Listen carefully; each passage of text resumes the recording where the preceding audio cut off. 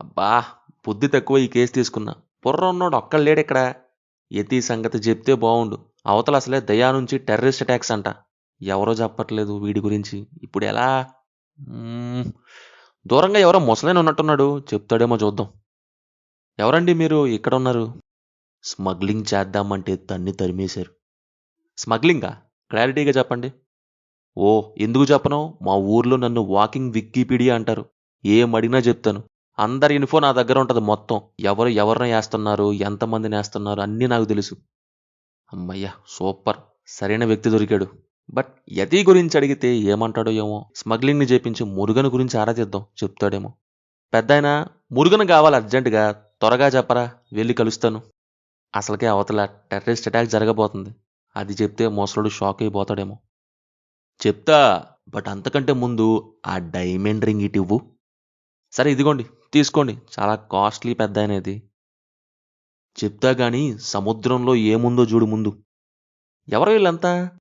చెప్తా. బట్ అంతకంటే ముందు నువ్వు దేవరా గురించి తెలుసుకోవాలి. ఎవరాయన? సరే చెప్పు. వెళ్ళకపోతే నా పేపర్స్ రావు. పేపర్సా? అది జరిగింది. అలా దేవరా అందరిని వదిలిపెట్టి వెళ్ళిపోయాడు. అంటే ఈ స్కెలిటన్స్ దేవరా చంపిన వాళ్ళవా? కాదు. మరి వీళ్ళంతా ఎవరు? అది అర్థమవ్వాలంటే నీకు దేవరా కొడుకు వరా కథ చెప్పాలి. నాకు లేట్ అవుతుంది పెద్దాయనా త్వరగా చెప్పు. వరా బాగా అమాయకుడు, పిరికోడు, భయస్థుడు. కానీ ఇవన్నీ గాదు. అలాగే వాడి లవర్ తంగం కేకుంటది. వరా లవర్ విషయం గూడా తెలుసుకోవాలా? తండ్రి కొడుకులదే కాకుండా. అవన్నీ జెప్తా గానీ, మా కుర్రోళ్ళు పక్క బీచ్‌లో సిట్టింగ్ ప్లాన్ జేశారు. వచ్చి జాయిన్ అవ్వు నువ్వు గూడా. మంచి ఎంటర్‌టైన్‌మెంట్. సిట్టింగ్ ఖర్చులు మొత్తం వీడితోనే పెట్టిద్దాం. అవును మీకెలా తెలుసు వాళ్ళ బీచ్ సాంగ్ గురించి? నేనెప్పుడూ బీచ్ దగ్గరే ఉంటుంటాను. అప్పుడు జూశాను. సరే గానీ బాబోయ్! మొత్తం మర్చిపోయేలా ఉన్నా ముందా స్కెలిటన్స్ ఎవరివో జెప్పండి ప్లీజ్. అంటే 'దావూదీ' సాంగు. ఏంటి ఇంకో పాటా? ఇవన్నీ మాకెందుకండి. సరే వద్దులే. కంగారులో ఉన్నాడు బాబు. బైరా చేతికి దెబ్బ తగిలింది. అదెప్పుడు? అదంతా అవసరమా నీకు? ఇప్పుడు వరా సముద్రంలో వేరంగం సృష్టిస్తున్నాడు. అదంతా నాకెందుకు? నేనొచ్చింది అడిగిందేంటి? నువ్వేం జెప్తున్నావు? అసలింకా నీతో ఎందుకు మాట్లాడుతున్నానో నాకే అర్థం గావట్లేదు. అదంతా నీకు తెలియాలంటే కట్టప్ప బాహుబలిని ఎందుకు చంపాడో నీకు తెలియాలి. దానికి దీనికి సంబంధమేంటి? రేయ్! అసలు నీకెలా కనపడుతున్నా? అడిగిన దానికి ఆన్సర్ ఇవ్వకుండా ఏదేదో మాట్లాడుతున్నావు. అదంతా పార్ట్ 2లో చెప్తా. చిన్న పిల్లోడిని చేసి ఏం చెప్పకుండా సిట్టింగ్ ఖర్చులు దెబ్బేసావు గదా! దొంగలించలేదు. తస్కరించా. It's an art. Respect the artist. ఇక చాలు నేను పోతా. ఆగరా రేయ్! ఎహే! పో నేనాగను. నీకో దండం. యతి కోసమొచ్చి ఏం గతైపోయింది. సరే పోరా. హమ్మయ్య! సిట్టింగ్ ఖర్చులు గాదు. అంతకంటే $1,000,000 థింగ్. మొత్తానికి డైమండ్ రింగే నొక్కేసాను. ఇంకెవరన్నా దొరికితే బావుండు. ఇంకో 4 డైమండ్ రింగ్స్ ఎక్స్‌ట్రాగా సిట్టింగ్ ఖర్చులు. ఓకే. ఓకే. ఈ వన్ ఆఫ్ ది మెయిన్ మిస్టేక్స్‌ని ఫన్నీగా జెప్పిన దాని తర్వాత రిమైనింగ్ సమ్ మెయిన్ పాయింట్స్‌లోకి వెళ్దాం. అంతకంటే ముందు మీరు మన ఛానల్‌కి ఇంకా సబ్స్క్రైబ్ చేసుకోకపోతే వన్స్ చెక్ చేయండి. నచ్చితేనే సబ్స్క్రైబ్ జేసుకోండి. అలాగే బెల్ ఐకాన్ కూడా ఆన్‌లో పెట్టుకోండి. Point number 2 parts thing. Koratala గారే స్వయంగా చెప్పారిది. ఇనీషియల్‌గా అనుకున్నది 2 పార్ట్స్ కాదు. సింగిల్ పార్ట్ ఫిల్మ్ అని. బట్ సెకండ్ షెడ్యూల్ స్టార్ట్ అయ్యాక క్రూ అంతా ఇది సింగిల్ పార్ట్‌లో చెప్పలేమని అన్నారంట. సో అలా ఎట్ ద ఎండ్ 2 పార్ట్స్‌గా బలవంతంగా క్రియేట్ చేశారు. Which is not directors initial thing. దాంట్లో నుంచే భయం, ధైర్యం పోయి సముద్ర మట్టం ఒక్కటే మిగిలింది. ఉన్న రన్ టైమ్‌కి ఆడియన్స్ ఎంటర్‌టైన్‌మెంట్‌కి వాల్యూ ఇవ్వాలి గానీ, చూసేటోళ్ళని గ్రాంటెడ్‌గా తీసుకుంటే ఇలానే ఉంటాయి. దాంట్లో ఇంకా బాగా చూడాల్సిందేంటంటే సెకండ్ పార్ట్ ఎందుకు? ఫర్ ఎగ్జాంపుల్ 'పుష్ప'ని తీసుకుంటే సినిమా చూసాక ఎందుకు పార్ట్ 2 చూడాలి అనే ఒక క్లారిటీ వస్తది. ఓకే. వీళ్ళిద్దరికి ఈగో క్లాష్ ఇప్పుడు స్టార్ట్ అయ్యిద్ది. ఎక్కడి దాకా వెళ్ళిద్దో చూడాలి అని. 'దేవర' పార్ట్ 2 ఎందుకు చూడాలనే క్యూరియాసిటీ ఏ పాయింట్‌లో అనిపించిందో చెప్పండి. 'బాహుబలి' ఏమో 'వై కట్టప్పకెళ్ళాడు బాహుబలి' ఇలా సింగిల్ లైన్‌తో మోర్ పవర్ క్రియేట్ చేశారు. 'దేవర' విషయంలో ఏమంటారు? ఫియర్ బ్రో ఫియర్ అంటారేమో. భయం చెప్పడం కాదు ఎక్స్‌పీరియన్స్‌లో ఉండాలి. లేదు. అయినా పార్ట్ 1లో లేని ఆ ఫియర్ సెకండ్ పార్ట్‌లో ఎలా వస్తది? రామారావు అండ్ డ్యూటీలో మెల్లిగా దిగిన రాడ్. పార్ట్ 2లో గట్టిగా దిగిద్దిలాగా ఉంటది మాట. అసలు యతి ఎవరు? పార్ట్ 2లో చెప్తా. స్కెలిటన్స్ ఎవరు అంటే? పార్ట్ 2లో చెప్తా. కూతురే లేని దేవరాకి ఈ అమ్మాయి ఎలా? నేవీ ఆఫీసర్ కూతురికి లింక్ ఏంటి? అసలు ఆఫీసర్ ఏమయ్యాడు? దేవరా కూతురు కోస్ట్ గార్డ్ కూతురా? పార్ట్ 2లో చెప్తా. దేవరాని పొడిచింది నిజంగానే వరానా? అయితే ఈ కుంజర ఎలా చనిపోయాడు? పార్ట్ 2లో చెప్తా. సింగప్పో రాయప్పో కట్టప్పలా వెన్నుపోటు పొడిచాడా? శోభన్ బాబు అనుకున్నావా? ఆయనేనా మెయిన్ విల్లన్. పార్ట్ 2లో చెప్తా. అసలు దేవరా ఉన్నాడా పోయాడా? పార్ట్ 2లో చెప్తా. తంగంకి సినిమాకి సంబంధం ఏంటి? పార్ట్ 2లో చెప్తా. Cinema is not about telling answers in next part. It's about curiosity, vision and creation. Excite చేసేలా క్రియేట్ చేయకుండా అన్నిటికీ చెప్తా ఆగు అంటే ఎలా ఉంటుంది? అలాంటివి ఎన్నో సినిమాల్లో ఉంటాయి. రాడ్లో, కబ్జాలో, మైకిల్లో ఇలా ఎన్నో. ఇవి చూసినా క్వశ్చన్స్ వస్తాయి. పార్ట్ 2లో చెప్తామంటారు. అవన్నీ నెక్స్ట్ పార్ట్లో చెప్తా అని వదిలేశారు. వాటి వల్ల అది సినిమా అవ్వదు. ముందు పార్టే ముద్దుగా ఉండి పార్ట్ 2 చూడాలని అనిపించాలి. Not because of questions but for curiosity. ఇది ఎందుకు చెప్తున్నా అంటే పార్ట్ 1లో ఏమీ లేనప్పుడు అలాంటప్పుడు పార్ట్ 2వే తీయచ్చు కదా. మరి అసలు పార్ట్ 1లో ఏం చెప్పారంటే పార్ట్ 2లో మొత్తం చెప్తామని పార్ట్ 1లో చెప్పామన్నట్టుగా అయింది. చూసేటోళ్ళని ఫూల్స్ని చేయటం కాకపోతే ఏంటండి? క్లియర్గా చెప్పాలంటే కాదు బ్రో అని కొంతమంది ఫ్యాన్స్ నేను పైన చెప్పిన క్వశ్చన్స్ పెట్టేసి అబ్బా చాలానే ప్లాన్ చేశారు, ఎన్ని క్వశ్చన్స్కి ఆన్సర్ చెప్పాలో అని పార్ట్ 2 కోసం వెయిటింగ్ అంటుంటే దేనికి నాకు లిమిట్ ఉండాలి కదా అనిపించింది. అలా అయితే కబ్జా కూడా 2 పార్ట్స్ అని చెప్పి తీసిందే. పార్ట్ 2 కోసం క్వశ్చన్స్ అండ్ స్టోరీని వదిలేసినవే. సినిమా నచ్చి క్వశ్చన్స్ ఎగ్జైట్ చేయాలి కానీ క్వశ్చన్స్ని ఫోర్స్డ్గా లేపుకుంటే ఎలా అండి? Point number 3, story narrator and narration. ఇప్పుడు బాహుబలి తీసుకుందాం, కేజీఎఫ్ తీసుకుందాం, పుష్ప తీసుకుందాం, సలార్ తీసుకుందాం ఎగ్జాంపుల్స్ కింద. ఇవన్నీ మీరు చూస్తే స్టోరీని ఒక పర్సన్ నేరేట్ చేస్తూ ఉంటాడు. దేవరాలు కూడా అంతే కదా. ప్రకాష్ రాజ్ అజయ్కి చెప్తూ ఉంటాడు. యతి కోసం వస్తే బాడీస్ ఉన్న ప్రదేశంలోకి తెచ్చి ఉంగరం పడేసి బాడీస్ కనిపించేలా చేసి ఆ బాడీస్ ఎవరవో అడిగించుకొని మరీ నేరేట్ చేస్తాడు. యతి గురించి అడిగితే యతి, మురుగన్ ఈ గ్యాంగ్ అంతా సముద్రంలో అస్థిపంజరాలుగా అయ్యారని చెప్పాలి గాని దేవరా వర తంగమంటూ చెప్తాడు. ఇక్కడ నేరేట్ చేయడం ప్రాబ్లం కాదు, ఏమేం నేరేట్ చేశాడనేదే ప్రాబ్లం అంటున్నాను నేను. బాహుబలి తీసుకుంటే కట్టప్ప బాహుబలి చిన్నప్పటి నుంచి పక్కనే ఉన్నాడు. బాహుబలికి తోడుగా ఉన్నాడు. ఐ మీన్ మెయిన్ ఈవెంట్స్ అన్నిటిలో ఉంటాడు. ఇది ఎలా జరిగిద్ది, ఇది ఇలా, ఇది ఇలా అని చెప్తాడు. కేజీఎఫ్కి వస్తే అనంతన కేజీఎఫ్ గురించి ఒక పుస్తకమే రాశాడు. ఫుల్ రీసెర్చ్ చేసి న్యూ ఆర్టికల్స్ నుంచి రాకీ పక్కన రాకీతో ఉన్న వాళ్ళని ఇంటర్వ్యూ చేసి ఒక టైంలో కేజీఎఫ్కి వెళ్ళి ఇంకా మ్యాటర్ తెలుసుకుంటాడు. తన కథ ఏంటో తన నోటి వెంటే వింటాడు. As an investigative journalist full research చేసి రాసిన బుక్ని మనకి ఎక్స్ప్లెయిన్ చేస్తాడు. పుష్ప తీసుకుంటే కేశవ మనకు స్టోరీ చెప్తాడు. ఒక ఏజ్ తర్వాత మ్యాక్సిమం పక్కనే ఉంటాడు పుష్ప పక్కన. సలార్లో ఇతను చెప్తాడు ఫ్లాష్ బ్యాక్ గురించి. అతను కూడా మ్యాక్సిమం ఈవెంట్స్లో సలార్ పక్కనే ఉన్నాడు.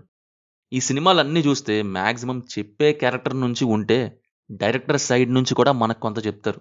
లైక్ బాహుబలిలో బల్లాల దేవ తాడు వదిలేసే scene, that's director's thing. Film maker మనకు చెప్పాలనుకున్నది అది. అలాగే కేజీఎఫ్లో రాకీ బన్ సీన్ దగ్గర తన తల్లిని ఊహించుకునే సీన్. పుష్పలో పోలీస్ స్టేషన్ దగ్గర పుష్ప చైల్డ్హుడ్ పోర్షన్. కోర్స్ అది మనకి కేశవాకి తర్వాత చెప్పినట్టుగా చూపిస్తారనుకోండి, బట్ మనకు ముందే చూపిస్తారు. సలార్లో వీళ్ళిద్దరిని అరెస్ట్ చేశాక జరిగే సీన్, ఇంకా తల తెగిపడే సీన్, ఇవన్నీ మ్యాక్సిమం నేరేటర్ పాయింట్ ఆఫ్ వ్యూకి పర్ఫెక్ట్గా మ్యాచ్ అవుతాయి. వాళ్ళు ఆ ప్రదేశంలో ఉంటారు. 2 to 3 సీన్స్ డైరెక్టర్స్ ఇంట్రెస్ట్తో ఉంటాయి అంతే. మిగతావన్నీ వాళ్ళు పక్కనే ఉండి చూసినవే చెప్తారు. బట్ ఇక్కడ దేవరాలో చూసుకుంటే సింగప్ప సముద్రం ఎక్కలేదు. 2-3 సార్లు దేవరాతో ఉన్న సీన్లో ఉంటాయి. ఇంకా వరా ఫైట్ చేసే సీన్ దగ్గర ఉంటాడు. దేవరాతో ట్రావెల్ చేసింది లేదు, వరాతో ట్రావెల్ చేసింది లేదు. పోనీ దేవరా విషయంలో వరా ఏం చేశాడో చెప్పడానికి చూసింది ఎవరో లేదు. ఇంకా క్లైమాక్స్ షార్క్ పోర్షన్, ఇంటర్వెల్లో దేవరా ఆఫ్టర్ ఫైట్ దేవరాని పొడిచారు అనే సీన్. మరి ఇదంతా ఎలా తెలుసు, ఎవరు చెప్పారు, ఏం చెప్పారు, మనకేం చెప్తున్నాడు సింగప్ప? ఇది నిజమా అబద్ధమా? కాసేపు అదంటాడు, ఆ తర్వాత ఆహా ఇదంటాడు. మనం క్లైమాక్స్లో చూసేది డైరెక్టర్స్ థింగ్ అనుకోండి, అది సింగప్ప పిఓవి నుంచి ఎందుకు వేశారు? ఎండి క్రెడిట్స్లో డైరెక్టర్ పిఓవి నుంచి వెయ్యాలి కానీ ఇంటర్వెల్లో శ్రీకాంత్ని బెదిరించిన పోర్షన్ కూడా సింగప్పకి తెలియదు. వరా ఎక్కడ బయటపడిపోతాడని పరిగెడుతూ వస్తాడు ఆయుధ పూజ దగ్గరికి. మళ్ళీ తానే వాళ్ళ అమ్మకి మ్యాటర్ లీక్ చేస్తాడు, వరానే దేవరాలా చేస్తున్నాడు అని. ఇది ఎలా అయిందంటే ఎయిదర్ డైరెక్టర్ ఆర్ క్యారెక్టర్ ఎవరో ఒకరే మెయిన్గా చెప్పాల్సి ఉంటుంది. అడిగిందేంటి, ఆ స్కెలిటన్స్ ఎవరివి, ఎవరు చేశారు అని. అది చెప్పచ్చుగా పెద్ద మనిషి. ఏదో పక్కనే ఉండి మొత్తం చూసినట్టు చెప్పుకుంటూ పోతాడు సింగప్ప. ఆ బాడీస్ ఎవరో చెప్తే వెళ్ళిపోతాడు కదా. ఓ పక్క టెర్రరిస్ట్ అటాక్ ఉందంట. నువ్వింత సొల్లు చెప్పుకుంటూ కూర్చుంటే దయా ఇంకేదో ప్లాన్ చేస్తాడు. అప్పుడు యతి అంటే నీళ్ళలో ట్రై చేశాడు, వర ఏసేసాడు అనుకుందాం, ఆ స్కెలిటన్స్ వాళ్ళవి. మరి నేల మీద నుంచి ట్రై చేస్తే పక్కనే పాదఘట్టంలో ఆచార్య రంగంలోకి దిగుతాడేమో. ప్యారలల్ యూనివర్స్లో క్రాస్ ఓవర్ అయితే అసలు సింగప్పకి ఇవన్నీ ఎలా తెలుసు? ఎవరు చెప్పారు? దేవరా అండ్ వర రోజు నైట్ సింగప్పకి వాళ్ళ దినచర్య మొత్తం చెప్పేవాళ్ళ? అలా అయితే ఇంటర్వెల్ ఫైట్ ఎలా తెలుసు సింగప్పకి? అక్కడ దేవరా తప్ప ఎవరో లేరు. సరే, దేవరా బ్రతికే ఉన్నాడు. ఆ తర్వాత మనకి ఇదంతా సింగప్పకి చెప్పాడు అనుకుందాం. మరి కొడుకు పొడిచే సీన్ ఎందుకు వేశారు చివర్లో? సింపుల్. వై కట్టప్పకెళ్ళాడు బాహుబలి అంటేనే ఎంత క్రేజ్ వచ్చింది. అన్నీ ఏసి పడేద్దాం, ఫూల్స్ని చేద్దాం అన్నట్టుగా అయింది. అట్ ద ఎండ్ ఇది ఎలా అయిందంటే, డైరెక్టర్ ఒకటి చెప్తే క్యారెక్టర్ వచ్చి అది రాంగ్ ఇది కరెక్ట్ అన్నట్టు అయ్యిద్ది. ఆర్ఎల్స్ క్యారెక్టర్ అదంటే డైరెక్టర్ అది రాంగ్ అన్నట్టు అయ్యిద్ది. బాహుబలి టైప్ ఏదో ఒకటి తీయాలని అనుకొని దానికి అరవింద సమేత వీరరాఘవ అలాగే ఆయన ప్రీవియస్ కొన్ని ఫిలిమ్స్ యాడ్ చేసి నేను ఇంకేదో తీస్తా అని మొదలెట్టి అట్ ద ఎండ్ ఆచార్య అలాగే తీశారు. Point number 4, conflict. అసలు వీళ్ళిద్దరికి గొడవ ఎక్కడ వస్తుందో తెలుసా? ఇక్కడ. ఈ సీన్ తర్వాత ఈ సీన్ పడిద్ది. యాక్చువల్లీ నేను థియేటర్లో చూస్తున్నప్పుడు ఇదేం సీన్ రా బాబు అనుకున్నా. లియోలో బైక్ మీద నుంచి లియో కానిస్టేబుల్ని పడేసినట్టు నువ్వు నీ ఎలివేషన్ కోసం బోట్ మీదకు నువ్వు దూకి నన్ను నీళ్ళలో పడేసావా Devara? Okay, just for fun. సరే, అసలైన కాన్ఫ్లిక్ట్ గురించి మాట్లాడితే సినిమా సగం మట్టం అవటానికి కారణం ఇదే. వాళ్ళకి భయం తెలీదు, ధైర్యం తప్ప ఇంకేం తెలియని మనుషులు వాళ్ళు. వాళ్ళకి వీపు వెనకాల తప్పుడు పనికి వెళ్ళొద్దు అని క్రాస్ మార్క్ డిజైన్ చేసి ఫియర్ సాంగ్ వేస్తే భయపడిపోతారంట. అది చూసి అమ్మో హీరో భయం చూపించాడు చూడు అని భయపడ్డారంట. దేవరాజ్ చేంజ్ అయ్యే సీన్ అండ్ వాళ్ళు భయపడే సీన్ ఎంత వీక్గా ఉన్నాయంటే స్పాన్ ఆఫ్ టైం వెంటనే దేవరా మారిపోతాడంట. వెళ్ళొద్దు అని డిజైన్ వేసి పంపిస్తే వీళ్ళు మారిపోతారంట. సినిమాలో కోర్ ఎమోషనల్ పాయింట్ అది. ఐ మీన్ సినిమా కాన్ఫ్లిక్టే అది, వాళ్ళని మార్చడం అనేది. దానికి అసలు వాల్యూయే ఇవ్వలేదు. ఫియర్ సాంగ్ వేసి ఫియర్ అయిపోయింది అన్నట్టుంది.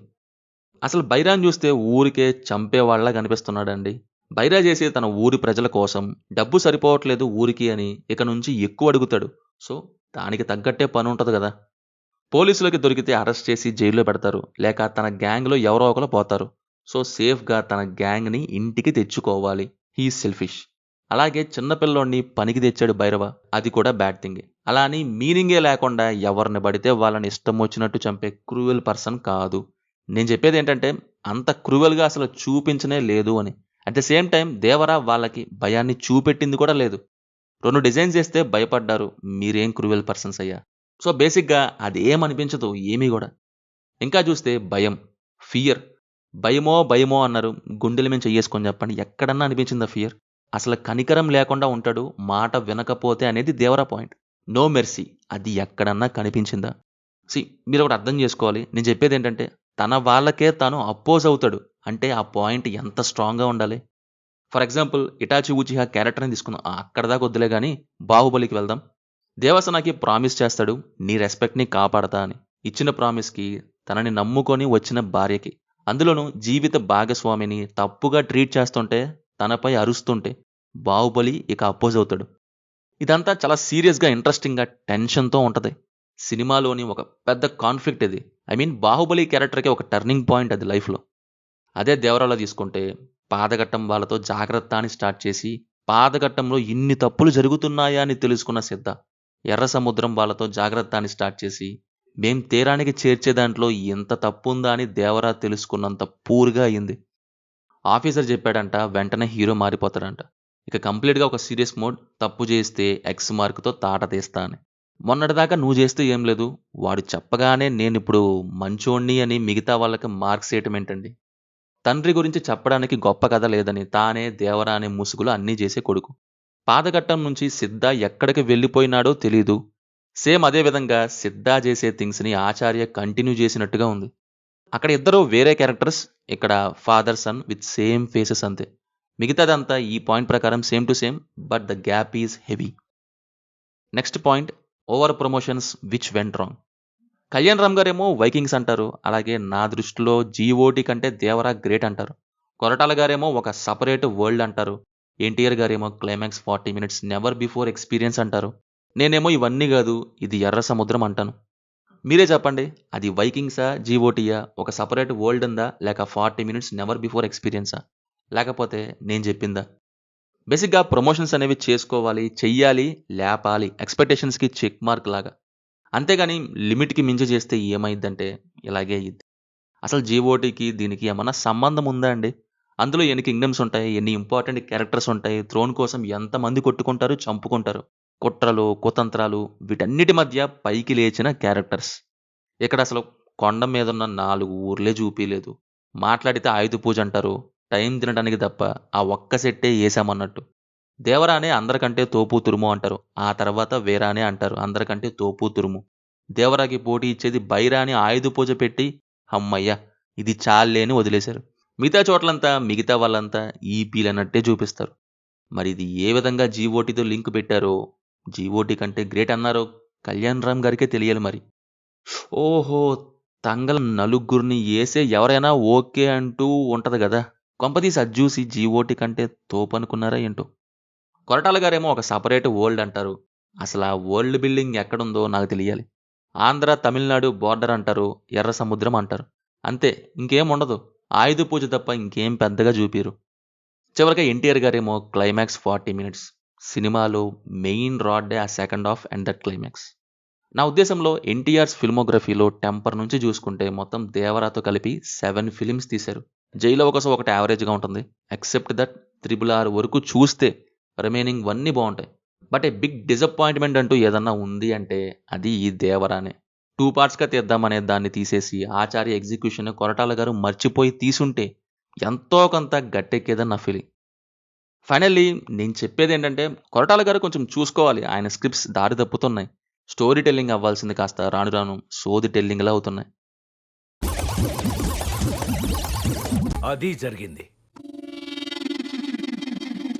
అర్థమైంది. వాళ్ళ నాన్నను చంపేశావు. నేనా? మరి నేనా? ఇది మన సంగతి. ఈ వీడియోపై మీరేమంటారు కింద కామెంట్స్లో మాతో తప్పకుండా షేర్ చేసుకోండి. Will meet in next video. Thank you. జై హింద్.